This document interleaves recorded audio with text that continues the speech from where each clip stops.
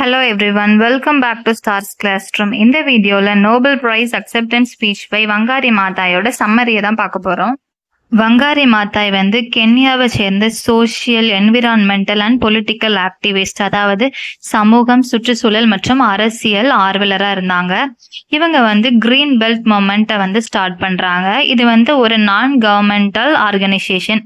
இந்த ஆர்கனைசேஷன் மூலியமா அவங்க மரம் நடுறது, சுற்றுச்சூழலை பாதுகாக்கிறது, பெண்களுக்கான உரிமைகள், வேலை வாய்ப்புகள், இந்த மாதிரி நிறைய சேவைகளை செய்யறாங்க. இதுக்காண்டி 2004ல அவங்களுக்கு நோபல் பிரைஸ் கொடுக்குறாங்க. இவங்க தான் first African women Nobel prize வாங்கியிருக்கிறாங்க. இவங்களுக்கு நோபல் பிரைஸை நார்வேல உள்ள ஆஸ்லோ சிட்டி ஹால் அப்படின்ற பிளேஸ்ல வச்சு கொடுக்குறாங்க. அந்த நோபல் பிரைஸ் வாங்கிட்டு இவங்க ஒரு ஸ்பீச்சை டெலிவர் பண்றாங்க. அந்த ஸ்பீச்ல அவங்க என்ன பேசினாங்க அப்படின்றதோட சம்மரியை தான் இந்த வீடியோல பார்க்க போறோம். வங்காரி மாதாய் அவங்களோட ஸ்பீச்சை எப்படி ஸ்டார்ட் பண்றாங்கன்னா, நார்வேஜியன் நோபல் கமிட்டில உள்ள அந்த பீப்புள் எல்லாமே சல்யூட் பண்ணி அவங்களோட ஸ்பீச்சை ஸ்டார்ட் பண்றாங்க. அப்புறம் என்ன சொல்றாங்கன்னா, அவங்க தான் ஆப்பிரிக்காலே நோபல் பிரைஸ் வாங்கின ஃபர்ஸ்ட் விமன். இதை அவங்க கென்யாவோட மக்கள் சார்பாகவும் என்டையர் ஆப்பிரிக்கா சார்பாகவும் இந்த உலக மக்கள் சார்பாகவும் வாங்கிக்கிறதா சொல்றாங்க. நெக்ஸ்ட் வங்காரி மாதா என்ன சொல்றாங்கன்னா, அவங்க இந்த நோபல் பிரைஸ் வாங்குறது நிறைய கேர்ள்ஸ்க்கு மோட்டிவேஷனா இருக்கும். அவங்களோட ரைட்ஸுக்காண்டி வாய்ஸ் ரைஸ் பண்றதுக்கு இது அவங்களுக்கு ரொம்ப ஒரு இன்ஸ்பிரேஷனா இருக்கும்.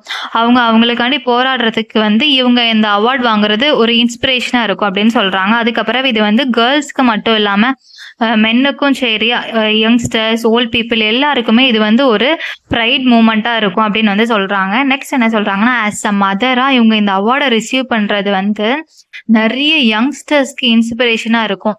அவங்களாலே அவங்களோட ட்ரீமை அச்சீவ் பண்ண முடியும் அப்படின்ற ஒரு மோட்டிவேஷனை கொடுக்கும் அப்படின்னு சொல்றாங்க. நெக்ஸ்ட் வங்காரி மாதாய் அவங்கள மாதிரி இன்னும் நிறைய பேர் தனித்தனி இண்டிவிஜுவலாகவும் குரூப்பாகவும் இந்த சொசைட்டியோட டெவலப்மெண்ட்டுக்காண்டியும், என்விரான்மெண்ட்ல ப்ரொடெக்ட் பண்ணிருக்கிறதுக்காண்டியும், டெமோக்ரஸியை ப்ரமோட் பண்றதுக்காண்டியும், மனித உரிமையை பாதுகாக்கிறதுக்காண்டியும், ஆண் பெண் சமத்துவத்தை கொடுக்கறதுக்காண்டியும் நிறைய பேர் இன்னும் உழைக்கிறாங்க. அவங்களுக்கான ரெக்கக்னிஷன் கிடைக்கல. அவங்க எல்லாரையுமே நான் இப்ப இந்த மொமெண்ட்ல ரிமெம்பர் பண்றேன். அவங்களுக்கும் சேர்த்து இந்த அவார்டை டெடிகேட் பண்றேன்னு சொல்றாங்க. அது மட்டும் இல்லாம இந்த அவார்டை அவங்களோட family members, friends, partners, supporters எல்லாருக்காண்டியும் டெடிகேட் பண்றதா சொல்றாங்க.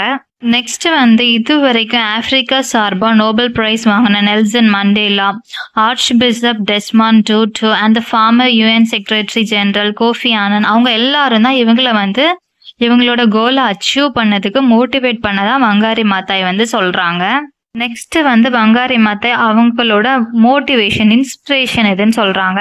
வங்காரி மாதாய் சின்ன வயசுல இருக்கும்போது அவங்க சைல்ட்ஹுட்ல அவங்க ரூரல் கென்யால இருந்திருக்காங்க. அப்போ கென்யால அவங்களுக்கு தேவையான தண்ணீர் கிடைச்சிருக்கு. அது மாதிரி காடுகள்ல இருந்து அவங்களுக்கு தேவையான உணவு எல்லாமே கிடைச்சிருக்கு. ஆனா ஆஃப்டர் அ லாங் இயர் அவங்க ரிட்டர்ன் கென்யாவுக்கு வரப்ப பாக்குறாங்க, கென்யால இருக்கிற காடுகள் எல்லாம் அழிக்கப்பட்டு, மரங்கள் எல்லாம் வெட்டப்பட்டு, தேவையான தண்ணீர் எல்லாம் கிடைக்காம கென்யா மக்கள் ரொம்ப சஃபர் ஆயிருக்காங்க. அதை பார்த்துட்டு தான் வங்காரி மாதாய் இன்ஸ்பயர் ஆகி கிரீன் பெல்ட் மொமெண்ட்டை ஸ்டார்ட் பண்ணிருக்காங்க. Wangari Mathai green belt moment மூலியமா நிறைய மரங்கள் நடுறாங்க. நிறைய மரங்கள் நடுறது மூலியமா அங்க இருக்கிற மக்களுக்கு அவங்களுக்கு தேவையான உணவு அந்த மரங்கள்ல இருந்தே கிடைக்குது. அதே மாதிரி அந்த உணவு சமைக்கிறதுக்கு தேவையான விறகுகள், எரிபொருள் எல்லாமே மரத்துல இருந்து கிடைக்குது. அது மட்டும் இல்லாம அவங்களுக்கு வீடு கட்ட தேவையான மரக்கட்டைகளும் கிடைக்குது. அதே மாதிரி அந்த மரங்கள்ல விளையிற பொருட்களை அவங்க விற்கிறது மூலியமா அவங்களுக்கு தேவையான இன்கமும் அங்க உள்ள பீப்புளுக்கு கிடைக்குது. இந்த மாதிரி மரங்கள் நட்டு வியாபாரம் செய்யும் போதுதான் வங்காரி மாதாய் ஒண்ணு ரியலைஸ் பண்றாங்க. என்னன்னா, மரங்கள், காடுகள் எல்லாம் அழிக்கப்பட்ட அங்க இருக்க மக்களோட வாழ்வாதாரமே அழிக்கப்படுது. அதை வங்காரி மாதாய் ரியலைஸ் பண்றாங்க. அப்புறம் அங்க இருக்க மக்களை மோட்டிவேட் பண்றாங்க. எல்லாருமே மரங்கள் நடணும், அப்பதான் நம்மளுக்கு தேவையான பொருட்கள் கிடைக்கணும், மோட்டிவேஷனும் பண்றாங்க. நெக்ஸ்ட் வங்காரி மாதாய் சொல்றாங்க, ஆப்பிரிக்கால கென்யால அவங்க ஒரு 30 மில்லியன் மரங்களுக்கு மேல நட்டதாகவும், அந்த மரங்கள் மூலியமா அங்க இருக்கிற மக்களுக்கு எரிபொருள், உணவு, அப்புறம் தங்குறதுக்கு வீடு, அதுக்கப்புறம் அவங்களுக்கு தேவையான இன்கம் எல்லாமே கிடைக்கிறதாகவும், அது மூலியமா அவங்களோட சில்ட்ரன்ஸை அவங்க படிக்க வைக்கிறதாகவும் சொல்றாங்க. அது மட்டும் இல்லாம மரங்கள் நடுறது மூலியமா அங்க இருக்கிற மக்களுக்கு தேவையான வேலை வாய்ப்பு கிடைக்கிறது மட்டும் இல்லாம அந்த மண்ணோட வளமும் அந்த மண்ணோட தன்மையும் இம்ப்ரூவ் ஆகுறதாகவும் சொல்றாங்க. நெக்ஸ்ட் வந்து வங்காரி மாதா அந்த மொமெண்ட்டை ஸ்டார்ட் பண்றப்போ அவங்களுக்கு இருந்த ப்ராப்ளம்ஸ் பத்தி சொல்றாங்க. இனிஷியலா அவங்க நிறைய ப்ராப்ளம்ஸ் ஃபேஸ் பண்ணிருக்காங்க. பிகாஸ் அங்க இருக்கிற மக்கள்லாம் என்ன பிலீவ் பண்ணனாங்கன்னா அவங்களுக்கு இருக்கிற அந்த ப்ராப்ளம்கான சொல்யூஷனை வந்து அவங்களால கண்டுபிடிக்க முடியாது. அதை வந்து வெளியில இருந்து யாராச்சும் வந்து அவங்க ப்ராப்ளம்கான சொல்யூஷன் சொல்லணும். பிகாஸ் அவங்களுக்கு வந்து அந்த ப்ராப்ளம்கான சொல்யூஷனை கண்டுபிடிக்கிறதுக்கு தேவையான அளவு எஜுகேஷன் இல்லை, நாலேஜ் இல்லை, அண்ட் ஸ்கில் இல்லை, அண்ட் அவங்க வந்து ரொம்ப ஏழ்மை நிலையில இருக்கிறாங்க. ஸோ அவங்களோட வாழ்வாதாரத்துக்கான தேவையை வந்து அவங்களால கொண்டு வர முடியாதுன்ற ஒரு ஸ்ட்ராங் மென்டாலிட்டியில இருந்திருக்காங்க. ஸோ சிட்டிசன் எஜுகேஷன் ப்ரோக்ராம் மூலியமா அங்க இருக்கிற மக்களுக்கு வந்து தேவையான எஜுகேஷன் கிடைச்சு அந்த எஜுகேஷன் மூலமா அவங்களுக்கு வந்து ஒரு நாலேஜ் கெயின் பண்ணதுனால அவங்களுக்கான ப்ராப்ளம் வந்து அந்த சொல்யூஷனை வந்து அவங்களே கண்டுபிடிச்சிக்க முடியும்ன்ற ஒரு நம்பிக்கையை வந்து அந்த மக்களுக்கு கொடுத்ததா சொல்றாங்க. அண்ட் அந்த கிரீன் பெல்ட் மொமெண்ட் மூலியமா வந்து அங்க இருக்கிற பீப்புளுக்கு வந்து மரங்கள் பத்தியும், மெடிசினல் பிளான்ஸ் பத்தியும், மண் வளத்தை பத்தியும், பயோடைவர்சிட்டியை பத்தியும் நிறைய விஷயம் அந்த மக்கள் கத்துக்கிட்டதா வந்து வங்காரி மாதாய் சொல்றாங்க. வந்து அவங்க என்ன சொல்றாங்கன்னா அவங்க வந்து இந்த ஒர்க்கை ஸ்டார்ட் பண்ணி 30 years ஆயிடுச்சு. ஆனா ஸ்டில் அவங்க நிறைய ப்ராப்ளம்ஸ் வந்து ஃபேஸ் பண்ணிட்டு இருக்கதா தான் சொல்றாங்க. நெக்ஸ்ட் வந்து அவங்களோட ஃபெலோ லாரேட்டான ஆங் சான் சூகி இவங்க வந்து பாமாவை சேர்ந்தவங்க. இவங்க பாமால உள்ள பீஸ் அண்ட் டெமோக்ரஸிக்காண்டி ஒர்க் பண்ணிட்டு இருக்காங்க. இன்னும் அவங்களோட மக்களுக்காண்டி ஒர்க் பண்றதுக்காண்டி அவங்கள வந்து விஷ் பண்றாங்க. நெக்ஸ்ட் வந்து அவங்க வந்து பொலிட்டிக்கலாவும் சரி, எக்கனாமிக்கலாகவும் சரி, சோஷியல் லைஃப்லயும் நம்மளோட கல்ச்சர் வந்து ரொம்ப இம்பார்ட்டன்ட் ரோல் பிளே பண்ணுது. நம்ம டெவலப் ஆக ஆக நம்மளோட கல்ச்சரும் பரிணாம வளர்ச்சி அடையணும். அப்பதான் ஒரு டோட்டலான ஒரு டெவலப்மெண்ட் கிடைக்கும் அப்படின்னு வந்து சொல்றாங்க. நெக்ஸ்ட் வந்து வங்காரி மாதா யங்ஸ்டர்ஸ் பத்தி பேசியிருக்காங்க. அவங்க வந்து யங்ஸ்டர்ஸ் வந்து இந்த உலகத்துக்கு கிடைச்ச கிஃப்ட்னு சொல்லியிருக்காங்க. அண்ட் யங்ஸ்டர்ஸ் கிட்ட நிறைய கிரியேட்டிவிட்டியான ஐடியாஸ் இருக்கும். அந்த கிரியேட்டிவிட்டி மூலியமா அவங்க வந்து இந்த சொசைட்டியோட டெவலப்மெண்ட்டுக்கு ஒர்க் பண்ணணும். அது மட்டும் இல்லாம அவங்களோட ட்ரீமை அச்சீவ் பண்றதுக்கு அவங்க ஹார்ட் ஒர்க் பண்ணணும் அப்படின்ற ஒரு பாயிண்ட்டையும் சொல்றாங்க.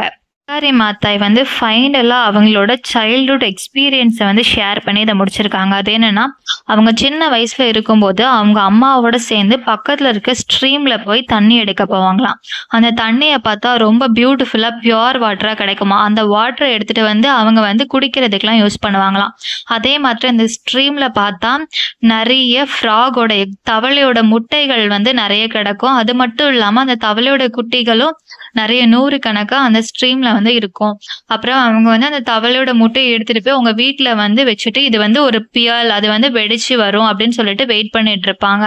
அந்த மாதிரி அவங்களோட சைல்ட்ஹுட் எக்ஸ்பீரியன்ஸை ஷேர் பண்றாங்க. பட் இப்போ வந்து 50 year லேட்டருக்கு அப்புறம் பார்த்தா அங்க இருந்த ஸ்ட்ரீம் எல்லாம் காணாம அழிஞ்சு போயிருச்சு. அது மட்டும் இல்லாம கென்யால இருக்கிற பெண்கள் எல்லாமே இப்ப தண்ணி எடுக்கிறதுக்கு நிறைய மைல்ஸ் நடந்து போக வேண்டியது இருக்கு. அப்படியே அவங்க நடந்து போய் எடுத்துட்டு வந்தாலும் அவங்களுக்கு தேவையான தண்ணி வந்து நீட்டா கிடைக்கிறது இல்லை. அது வந்து சுத்தமா இல்லாம ரொம்ப டர்ட்டியா தான் ரொம்ப கிடைக்குது அப்படின்னு வந்து சொல்றாங்க. இதுக்கெல்லாம் ரீசனா காடுகள் அழிக்கப்பட்டதை தான் சொல்றாங்க. காடுகள் அழிஞ்சதுனால தேவையான மழை வராம குளங்கள், ஏரிகள் எல்லாம் வத்தி மக்கள் வந்து தண்ணீருக்கு இவ்வளவு கஷ்டப்படுறத சொல்றாங்க. மரம் வளர்க்கறது மூலியமா நம்மளுக்கு இதெல்லாம் கிடைக்கும். அது மட்டும் இல்லாம அந்த ஆயிரக்கணக்கான தவளை குட்டிகளுக்கு அதோட வீடுகளும் இல்லாம நம்ம வந்து அழிச்சிட்டதா சொல்றாங்க. நம்மளோட இப்போ கடமை என்னன்னு சொல்றாங்கன்னா நிறைய மரங்கள் வளர்க்கறது மூலியமா மழை வரும். தேவையான இடங்கள்ல குளங்கள், ஏரிகள் எல்லாம் வரும். அந்த ஏரிகள் மூலியமா அந்த தவளைகளுக்கு அவங்களோட வீடுகளை நம்ம ரிட்டர்ன் கொடுக்கறது மட்டும் இல்லாம ஃபியூச்சர் ஜென்ரேஷனுக்கு தேவையான தண்ணீர், அப்புறம் மர வளங்கள், இயற்கை வளங்கள் எல்லாமே நம்ம கொடுக்க முடியும் அப்படின்னு சொல்லிட்டு அவங்களோட ஸ்பீச்சை வந்து கன்க்ளூட் பண்ணியிருக்கிறாங்க. இதுதான் வங்காரி மாதாயோட Nobel prize acceptance speech. Thank you so much for வாட்சிங் கைஸ். இந்த வீடியோ உங்களுக்கு பிடிச்சிருந்தனா வீடியோக்கு ஒரு லைக் பண்ணிட்டு நம்ம சேனலையும் சப்ஸ்கிரைப் பண்ணிடுங்க.